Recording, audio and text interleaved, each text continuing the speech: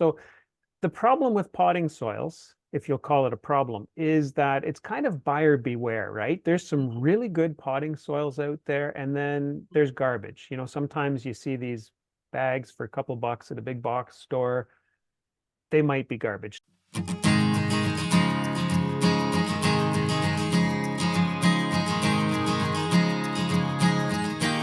You're listening to the Food Garden Life Show, the show that helps you grow food, whether it's on a balcony, in a backyard, or bigger. I'm your host, Steven Biggs.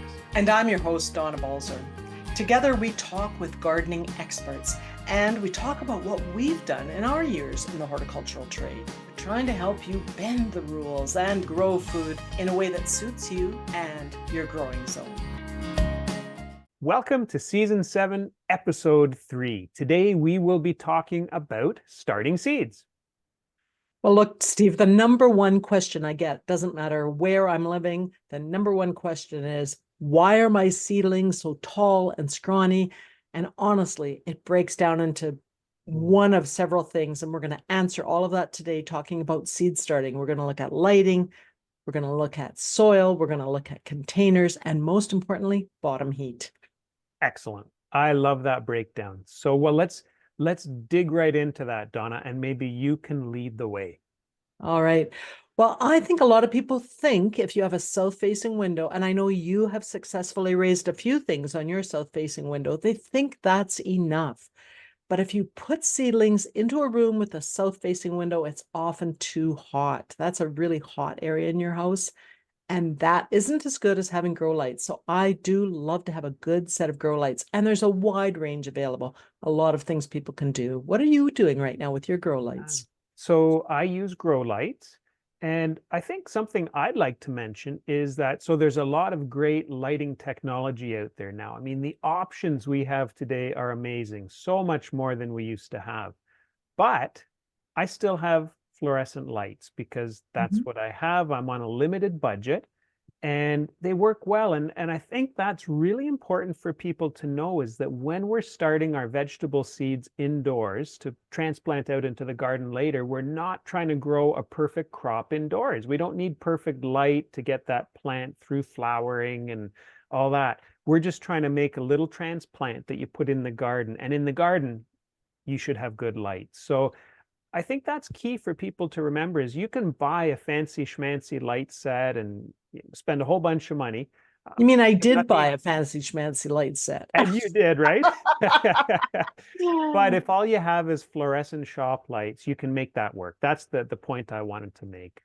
And that is what I used for years, but I would suggest taking that plastic cover off them if you're using fluorescent lights. It just blocks so much of the light. So just bare bulbs if you're using fluorescent tubes, and make sure that they're close to the plants, 15 centimeters away or 6 inches. They should be fairly close, and you should be able to move them up or move the plants down. I mean, in the olden days, I had my plants on books, and then I would take the books away so that I could lower the plants. So they have to have that distance. If they're touching the lights, that's not good. If they're too far away, like a foot away, 30 centimeters, that's too far. So it's that nice sweet spot between too far and too little, regardless of what type of light you're using. You have to keep that in mind.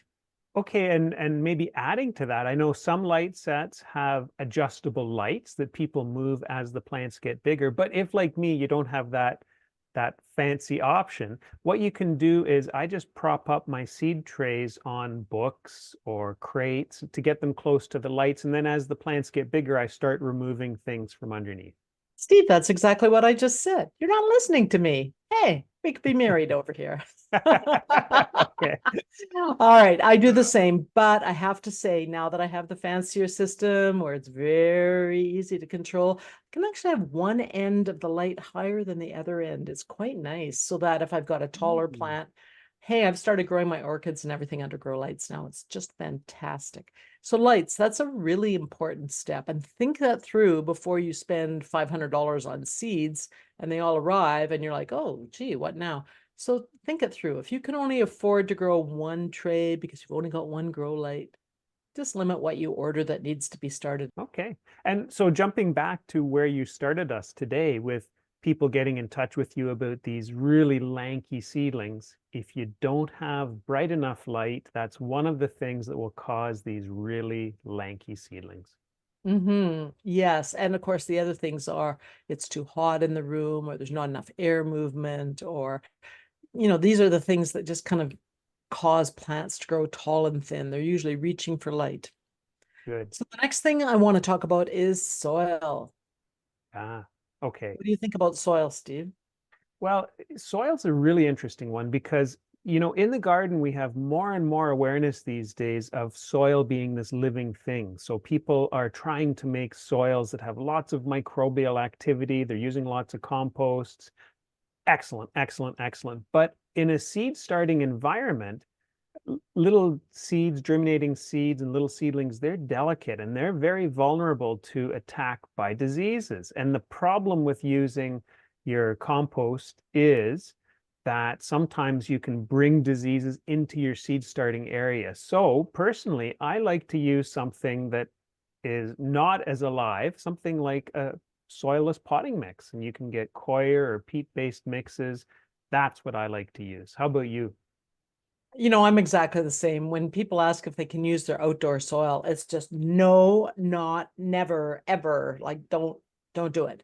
Because those outdoor soils already have nutrients in them. They have clay in them. They're going to shrink. They're going to cause the water to not flow through quickly. They're going to bring disease into your house. They're going to bring insects.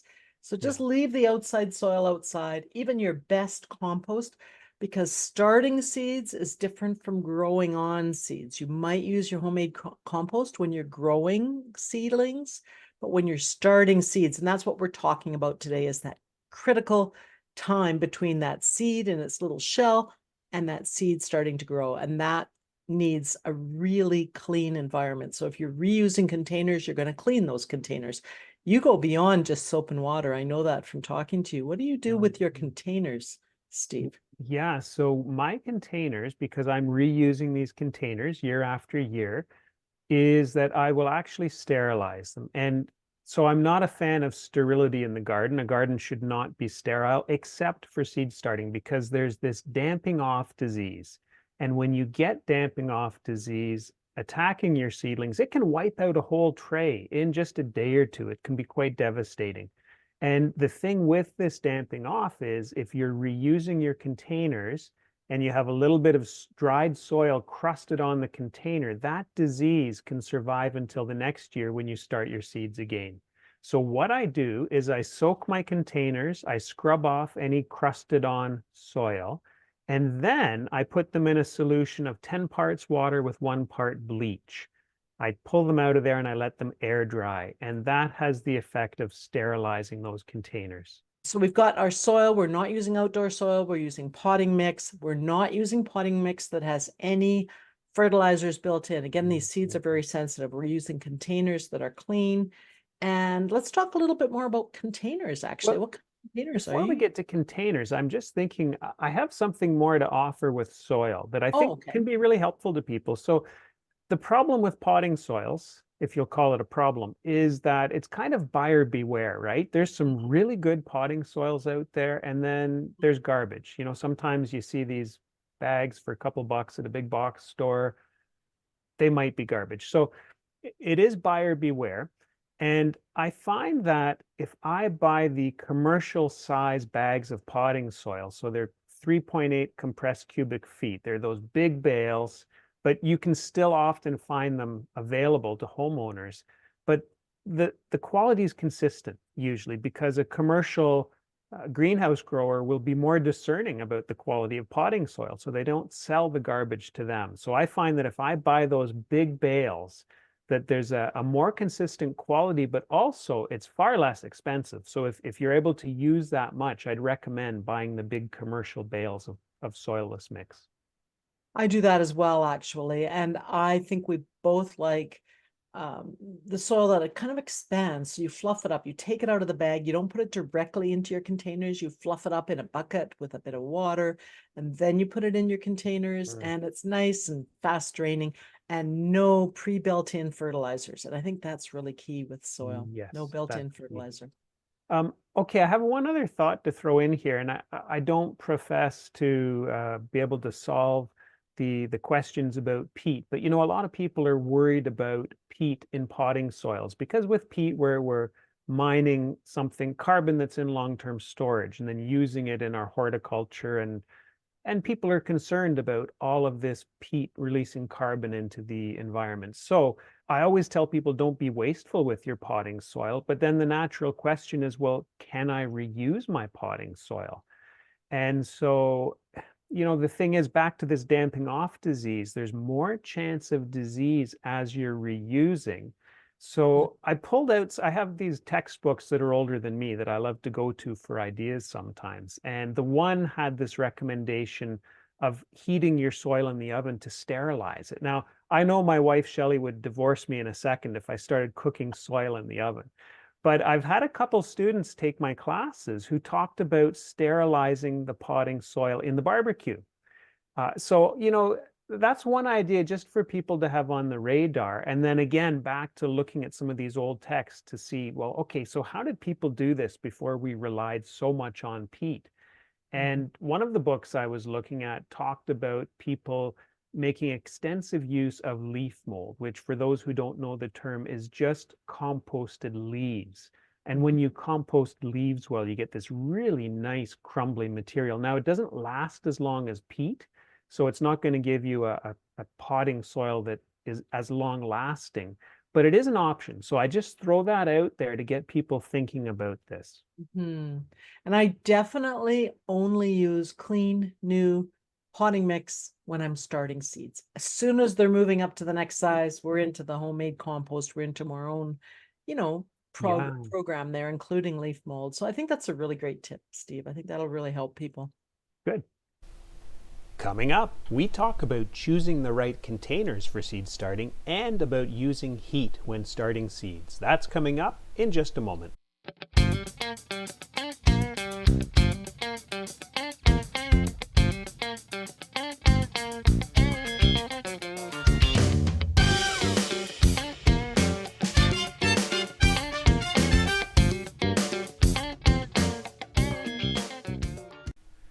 A shout out today to Juha in Finland, and thanks for connecting. Glad to meet a fellow fig and citrus grower. Well, we are in the third episode of season 7. How are you enjoying the season so far? Send us a note, foodgardenlife.com. We'd love to get your feedback. And on foodgardenlife.com, check out some of the new content. We have new source guides. If you're looking for fruit, vegetable seeds, citrus, figs, we've got source guides that list seed companies and nurseries. You can check those out. And we also have a new piece about seed starting timing. And if you enjoyed our first episode about damsons, now we have an article about that too. That's at foodgardenlife.com.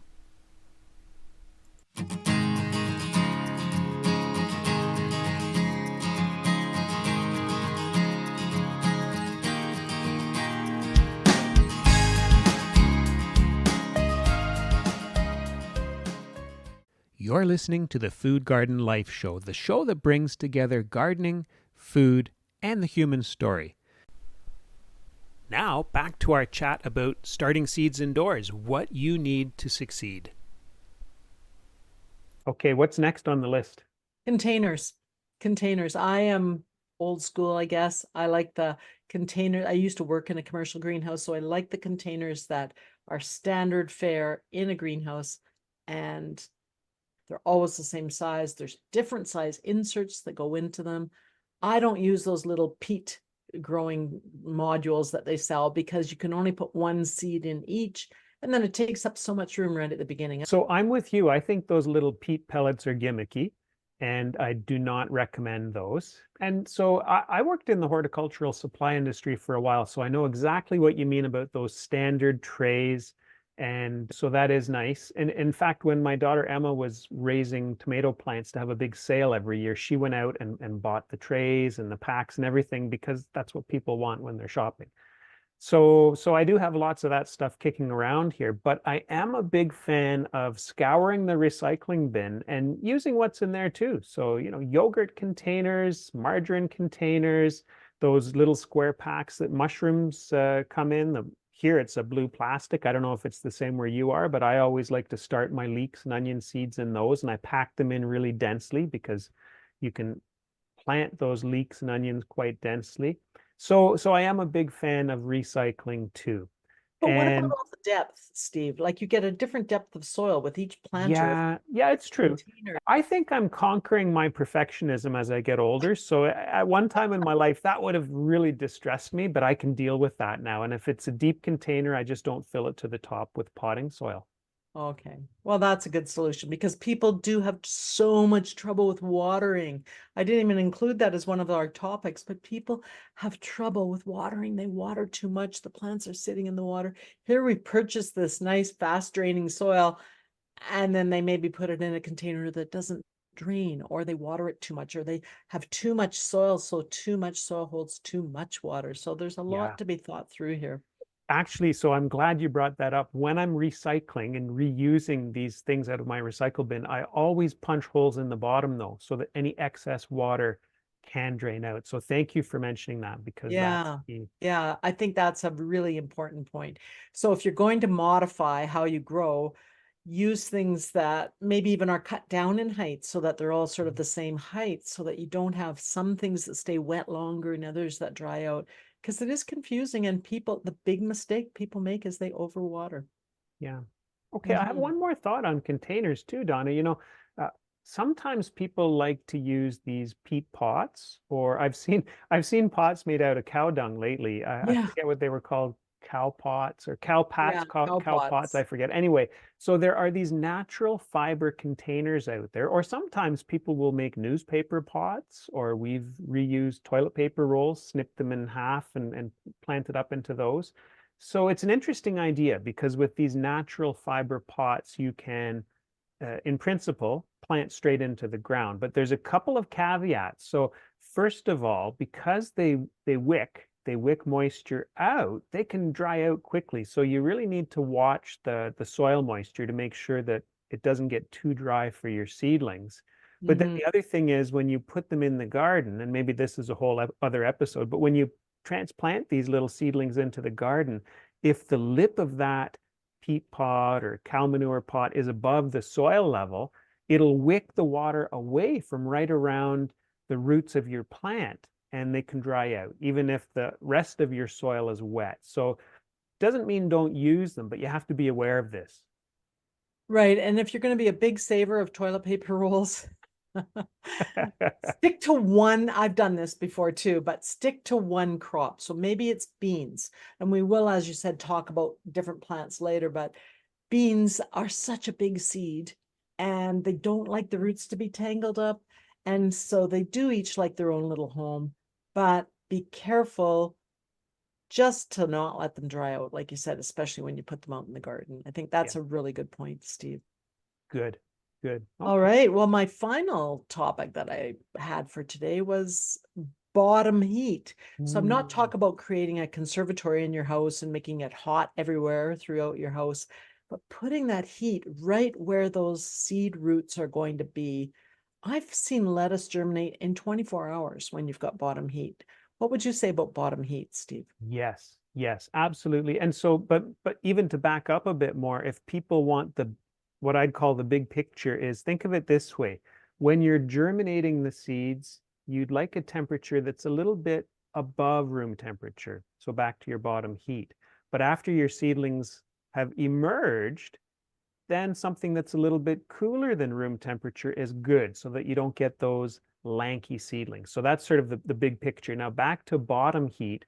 I've done this a number of ways over the years. So in a previous house, there was a heat duct in the basement with a space beside it where I could put my trays of seeds, and it was beautiful for germinating. I've done it on top of a fridge because some of the older fridges were warm on top. I've done it on a heated floor, but I also have the commercially produced heat mats, which for those who don't know them, it's kind of like a heating pad for plants, except it's water resistant.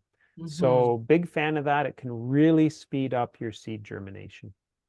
I love them too. The heat mats are designed to fit exactly under one commercial tray. So Yeah, again, start as many things as you can within reason. And of course, we know we're staggering when we start things, but all the things that needed to be started together, maybe it's your artichokes, your onions, your leeks, maybe asparagus, started early.